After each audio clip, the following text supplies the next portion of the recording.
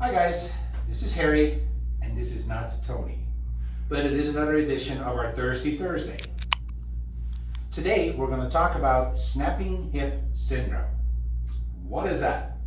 Snapping hip syndrome is really three different kind of syndromes, but they all have one thing in common, that your hip feels like it's snapping, popping, especially as you're moving from flexion into extension. Okay? There are three different causes for it, and I'm going to go over all three of them separately. First one is an external cause. The popping will usually, or snapping will usually be felt kind of more on the outside. It is where the IT band, the iliotibial band, that starts up here, runs all the way down here, and actually goes down to your knee, runs over this little bone that's called your greater trochanter. So as you're moving into flexion extension, it'll snap over this bone. So that's number one, external snapping hip syndrome. Then we have internal snapping hip syndrome. Ready? Get your arm out of the way. Yeah, we'll hold arms. Where the iliopsoas, so it's your hip flexor, that runs actually from your lumbar spine out here onto the leg, runs over one of these little bony prominences. It's usually this one, but it could be one of the other ones. Again, causing a snapping sensation, a popping sensation in this area as you're moving your hip, with the muscle kind of snapping over this little ridge. So that's the internal snapping hip syndrome. Then we have another one. That's a rare one, luckily. It's the intra-articular, so inside the hip joint, that can also cause a popping, clicking sensation as you're moving the hip. Not as common. That doesn't happen very often, but it could be maybe a tear in your labrum, a little internal loose body that's in your joints, that as you're moving it kind of pops and snaps. But the most common ones are really the external one, the IT band one, and the hip flexor one, the psoas one. That's the internal one. Now, why do these things happen? Most of the time it's because of repetitive movements. A lot of times it's activities like maybe dancing or running, gymnastics, where there's just a lot of forces going through that hip in a repetitive way. That can cause this to happen. A lot of times there could be a factor that leads up to it, something with the position of your hip and your pelvis, related to your knees. Maybe you had a hip problem when you were a youngster, and that still kind of plays a role. And now you're starting to do these activities, and for the external one, your IT band starts getting really tight.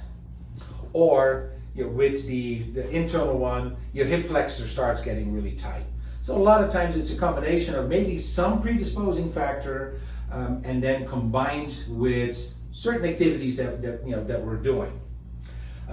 It's actually really pretty common. I read up on it. It's 10% of the population has this in some form. Most of the time it's innocent. It may just be annoying. And I get this noise every time I move in a certain way. It can become a problem if it starts causing pain, and then maybe even starts causing weakness in the muscles, and then obviously you can start having functional problems. That's when you need to do something about it. If it's just a noise and you can put up with it, I would probably leave it alone. Now, what is the treatment for it? Obviously, some of the exercise that Earl talked about yesterday. There's a lot of times it's stretching the tight muscles, so either the IT band, the hip flexor, maybe you need to do both. But it's also looking at the way you're moving, make sure there isn't anything that we need to improve on that, so you're moving better, so you can keep doing those activities, right? So you can keep running, dancing, whatever you're doing. So that has a lot to do with it. We can definitely do some massage on those tight muscles, specifically like cross friction massage. Not the most comfortable type of massage, but definitely very effective on these tight muscles. Could be a release of the psoas that we can do that can definitely help that. Combined with stretching exercises, that will help it. Do these ever need surgery? Very rarely. It can require surgery, but that is really very rare. Sometimes on the IT band, they may have to release that IT band, make a little cut in it, and that way it stretches out. There's some procedures they can do for the hip flexor, again, very rare. If there is some sort of a loose body in the hip, they can go into the hip and take that out. So there are some surgical options, but most of the time you can either just leave it alone because it's annoyance only, or you can come to therapy and we'll work on solving that issue if it is related to muscle tightness and the way we're moving. The really good thing about physical therapy is a really good evaluation can help us distinguish between those 3 causes of your snapping hip syndrome.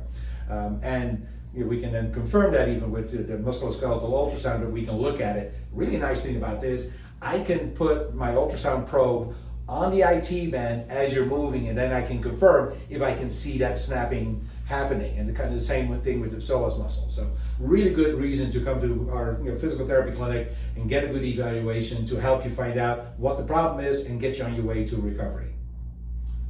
Hope that helped with some information on snapping hip syndrome. See you guys next week.